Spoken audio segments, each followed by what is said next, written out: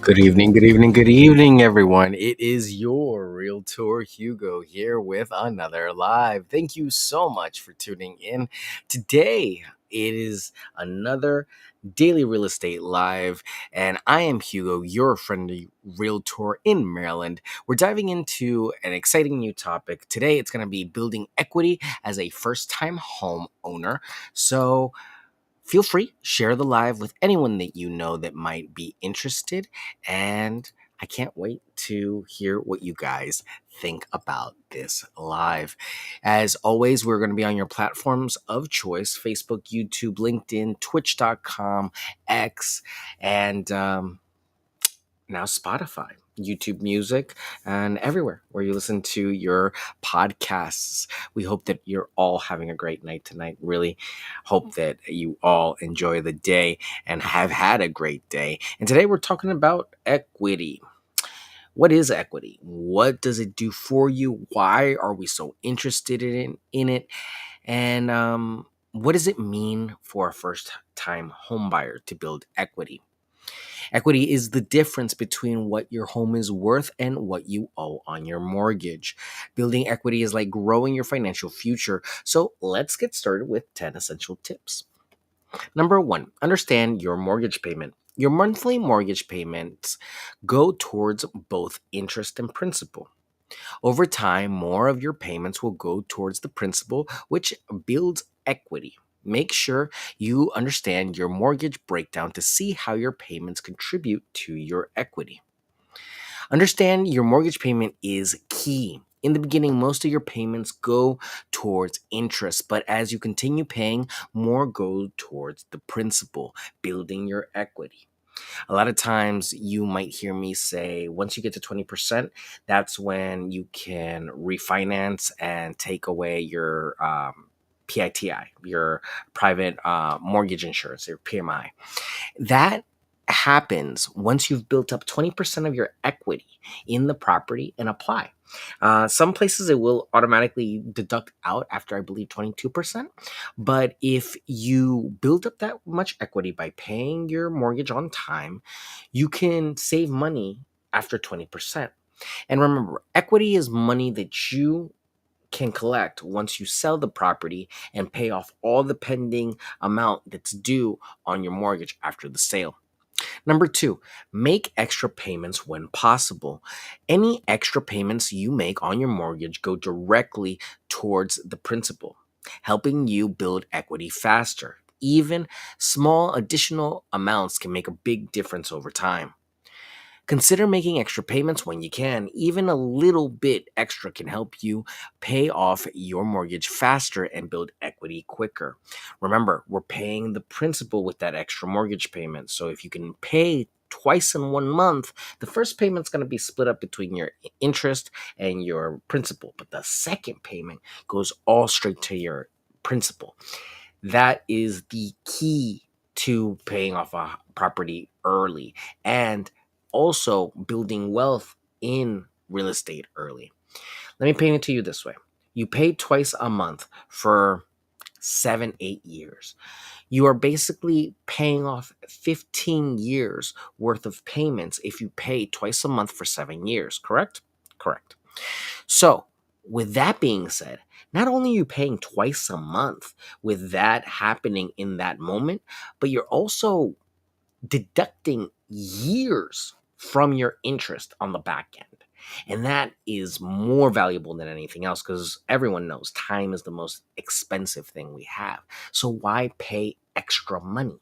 Interest is extra money on the principal. So if you can pay down your principal, you are accruing less interest.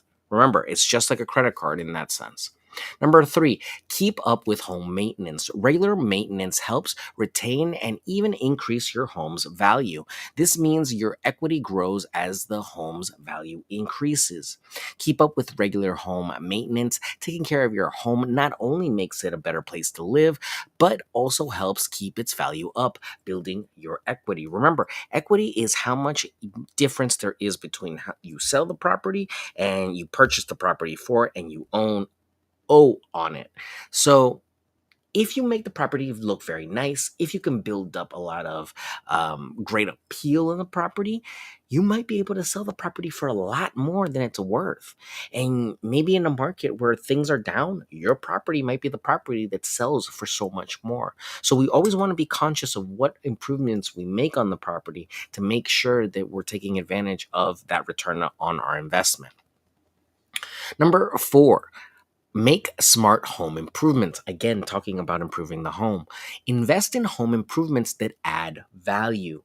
Focus on kitchens, bathrooms, and energy efficient upgrades, which often provide the best return on your investment. Consider smart home Consider smart home improvements like upgrading your kitchen or bathroom. These can add significant value to your home, boosting your equity almost instantly.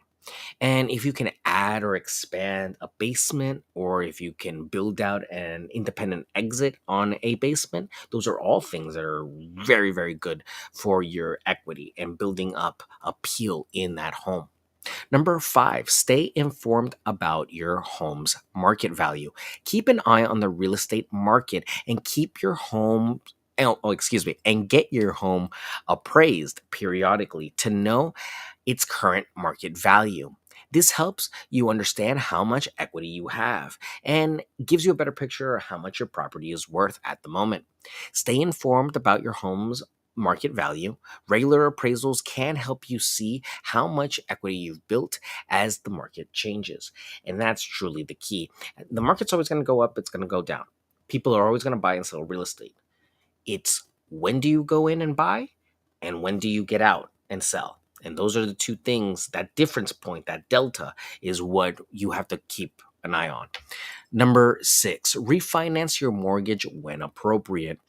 Refinancing to a lower interest rate can reduce your monthly payments, allowing you to pay more towards the principal or save money for other investments. Consider refinancing your mortgage when interest rates drop. This can lower your monthly payment and help you build equity faster. Again, refinancing, I have to clarify, it's just like taking on another loan. So when you refinance, you are again financing your home. You are taking a look at how much equity the home has built, where the value of the home is now, where the mortgage lender believes that you are financially, if you are still in a sound place financially to take on a new loan, and they will actually draw up a new agreement with you, a new loan based off of the new terms. It might be for 20 years, it might be for 30 years. You have to look at the new loan and the new terms, because now it's not about the first term, it's all about the second term and about what the second loan actually says. So if you agree to refinance and get a 30-year mortgage at a lower rate, you are getting a 30-year mortgage for a lower rate. That's just what you're doing.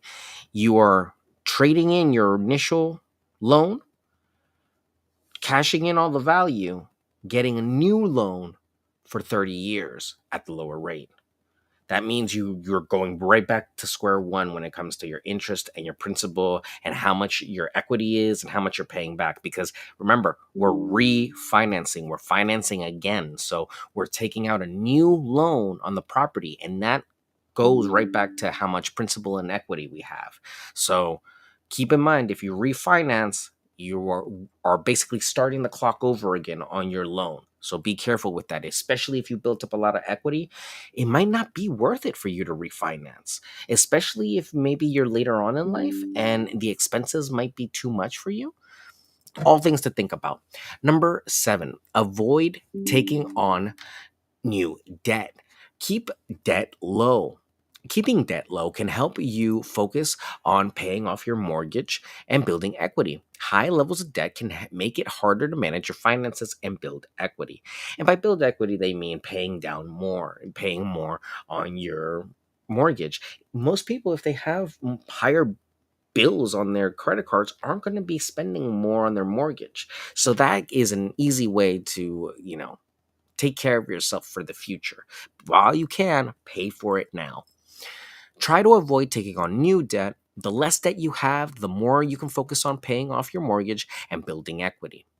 Another big thing that I always see, please, please, please, please, please don't take out new cars. No, we don't need another Dodge Charger on the road. We don't need another Black Cat Hellhawk or whatever the hell they're called. I really, like, it's not even a joke. Don't get a car. If you're looking for a home, don't get a car. It is increasing your debt. Every time you get a car, it's 5 years more of you delaying your home. So get the home before you get the car. That's always going to be my suggestion. If you need a vehicle, get a vehicle that you can finance and pay that vehicle off before you go into trying to get a home, because the mortgage will be better for you after you've paid off the vehicle. If you are taking on the expense of the vehicle plus the mortgage, your debt to income ratio will be affected and you'll be able to qualify for less. So remember, don't take out a new car when you're trying to buy a home. Okay. Number 8, utilize lump sum payments. If you receive a bonus, tax refund, or any other lump sum of money, consider putting it towards your mortgage. This can significantly reduce your principal. Use any lump sums like bonuses or tax refunds to pay down your mortgage. This can make a big dent in your principal and build equity quicker. Lump sums, again, I feel like it just goes back to the concept of paying it off while you have it. Bird in hand is better than two in the bush. So, I know it might be tough, but you can always make more money. The money that you have right now might be the money that you can only accrue up to this point. So be savvy with the money that you have right now. Make it work for you, or use it to pay down debts to set yourself up to have better opportunities in the future. Remember, if we're not building right now, we are preparing to build.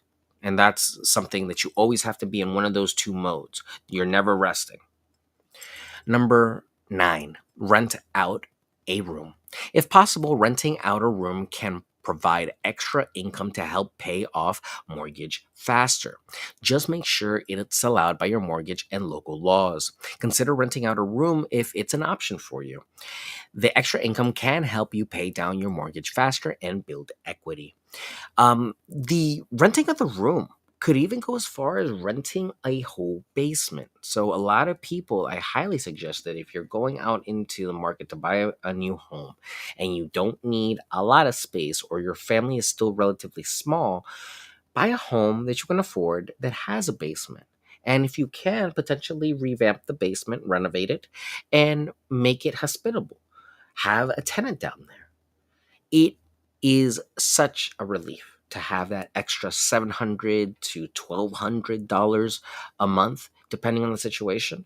It can vary, but look at your local laws. Make sure that's permissible by your mortgage. Some mortgages, they won't allow you to lease. Some mortgages, you'll be able to lease as long as you're inside the home.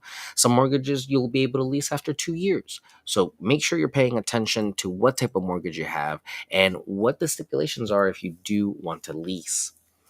And the last one for tonight, ladies and gentlemen, is number 10. Plan for the long term. Building equity is a marathon, not a sprint. So you're not going to do this overnight. It takes years to build equity.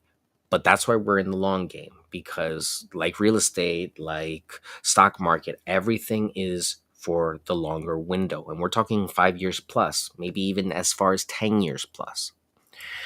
Stay committed to your mortgage payments and keep your financial goals in mind. Over time, you'll see your equity grow. This is why it's crucial that you are staying well beneath your budget when you are picking out your home. Because remember, we can control the payments by staying in a budget of what type of homes you can get within that price range. If we do that correctly, you'll never have a problem paying your mortgage. It's just going to be a matter of how faster you can pay it off based on your own ambition and initiative. If we do it correctly, you'll be able to pay it off consistently, maybe even quickly sooner. But if we max you out, if you get an approval for like 700,000 and we take you to 701,000, no, you're going to be up to here. If anything happens to you, if anything happens to your family, if you get down on some bills, it could be devastating. And a situation where you could easily hold on to a property if the payments were good and maybe lease it out, or maybe give yourself some more time to think about things if the payments were good. All that's out the window because now you have to make a emergency decision based off your finances because you're running short out of money. Because once the money starts going, it goes fast. And that's where we never want you to be. I know it's difficult in this market to find homes that fit within your budget, but don't worry. There are always new homes on the market and things will be changing. As we've said many times this year, we are expecting interest rates to go down. But remember, it's a game more of supply and demand than of interest rates right now. We have yet to see the supply that we need to bring the prices down. So if you are going out into the market to buy, make sure that you're prepared, you're well consulted, and you know your budget and stick with it because there's no point in you getting into a dogfight over a property. Get up to here in your payment just to lose it in 5 years from now. That's not the game we're playing. I want you to stay in that property at least 15 to 20 years if possible and make money from it. If we did it right, you should be making some money off of it from 7 years from now. So, all things to think about. And if you're just joining us today on the live, we are talking about building equity as a first time home buyer and some 10 tips to doing that in a very quick way. To recap, number one was understanding your mortgage payments. Number two was make extra payments when possible. Number three is keep up with home maintenance. Number four is make smart home improvements. Make smart home improvements. Number five, stay informed after about your home market value after your purchase. So stay informed of your price of your property. Number six, refinance your mortgage when appropriate. Number seven, avoid taking on new debt. Number eight, utilize lump sum payments. Number nine, rent out a room. Number 10, plan for the long term. Building equity as a first time home buyer is a crucial step in securing your financial future. By following these tips, you'll be well on your way if you have any doubts about where to start. And if you have any questions or any more, want some more personalized advice, I guess is the best way to say that, feel free and reach out. As always, I tell you all, leave comments, leave DMs, whatever is more convenient for you. Because at the end of the day, this is not a quick purchase. This is not a hamburger that we're buying. We're buying properties that are hundreds of thousands of dollars, sometimes maybe only once in our lives. So getting as well informed as possible before we make the transition into home ownership is the best way to be smart about it. So if you need any more help, I am your realtor, Hugo. Feel free and reach out. 240-389-4846 is the phone number.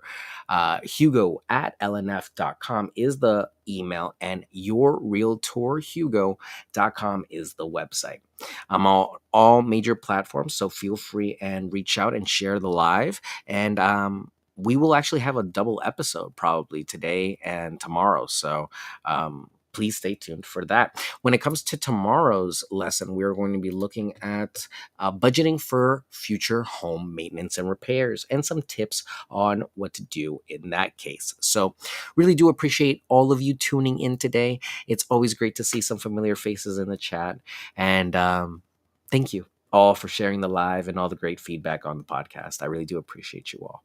Take care. Have a great night. I will see you all tomorrow. And yeah, be safe out there.